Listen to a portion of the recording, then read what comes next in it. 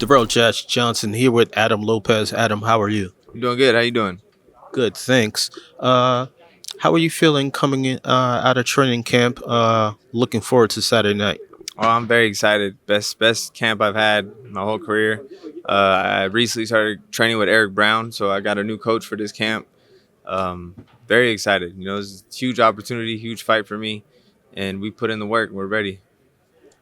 Someone you are familiar with, someone that has been out of the ring for a while.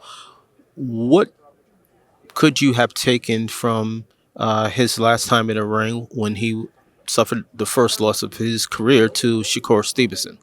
Um, it's first loss on paper. Some people say he might have lost before that. But I think it takes a toll on yourself mentally. That's a tough loss. It's a frustrating loss, especially against Shakur, one of the best fighters in the world. Very hard fighter to hit. So he was hitting air a lot that fight. And it's frustrating when you do that. When you train so hard and you can't hit your opponent, it's very frustrating. And you could tell he was frustrated that night.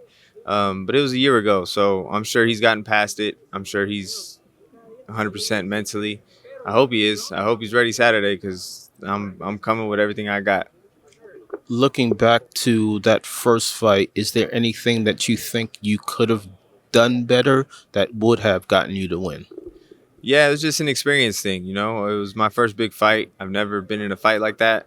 Took it on a day's notice, so I wasn't mentally prepared. It was that whole week felt like a dream. The whole weekend felt like a dream. Like it wasn't real. But I went out there and I did my best. I did what I could with the experience that I had, and I've gained so much experience since that fight. So he's not fighting the same fighter. He's fighting a much more mature, much stronger, much smarter fighter. So I definitely got what it takes to learn from those mistakes from the first fight and capitalize on his mistakes.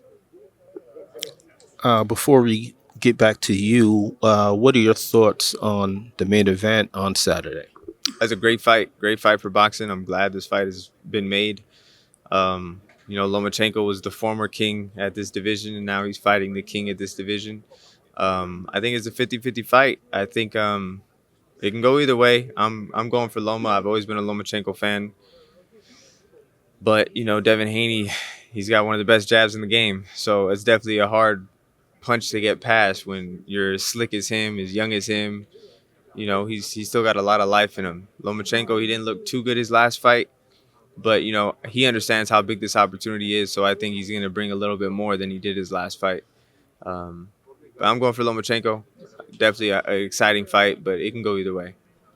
There are people talking about Loma's age. He did lose to Tiafimo, and as you mentioned, he hasn't looked the best in his fights after Tiafimo. Do you think Loma's on the downside of his career, or do you think he still has it in him to become undisputed again with the win Saturday? Well, he is getting a little bit older, but I think Lomachenko takes care of his body very well. He's a healthy guy. He's a healthy fighter. He doesn't look like he parties or drinks or anything like that. So a 32, when you take care of yourself, really isn't too old. This fight is going to tell us what he got left. If he doesn't look good this fight, then that's the last of the Matrix, But I think this is one of his last chances to show us what he really got left. After Javante first, what did you think of Javante's win over Ryan Garcia 3 weeks ago? And who do you think is the face of boxing right now? I think the face of boxing is either going to be Tank or Canelo. Canelo is obviously a little older now, so who knows how many years he got left. So I think Tank will be the face of boxing. He's got it all, the fashion, the style, the boxing ability, the power. But that fight was amazing. It was such a great hyped up fight. There were so many eyes on it. I kind of knew it was going to go down that way.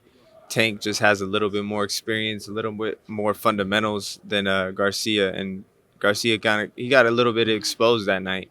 He has so much talent and so much skills, and he's such a fast hands, power punches. Like he got it all, But the fundamentals is what he really lacked, and Tank exposed that.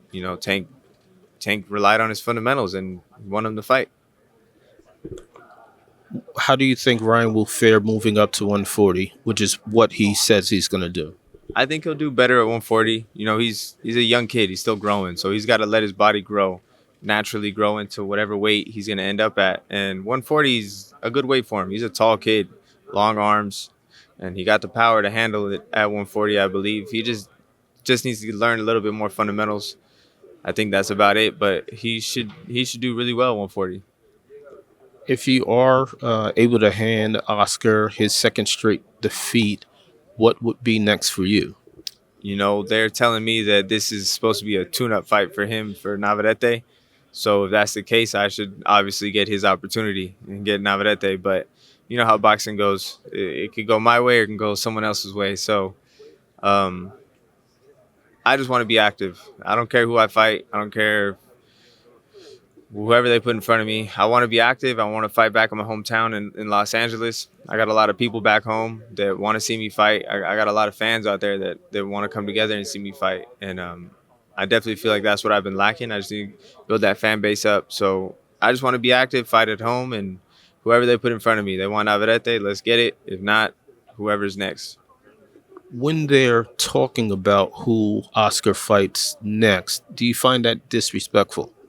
A little bit, but I mean that's how it was the first fight when I fought him. He had Burchelt next, you know, so I understand what their game plan is, and you know last time they stopped the fight a little early because I was messing up their game plan. So I'm here to mess it up again and not let no judge or ref get in the way of that.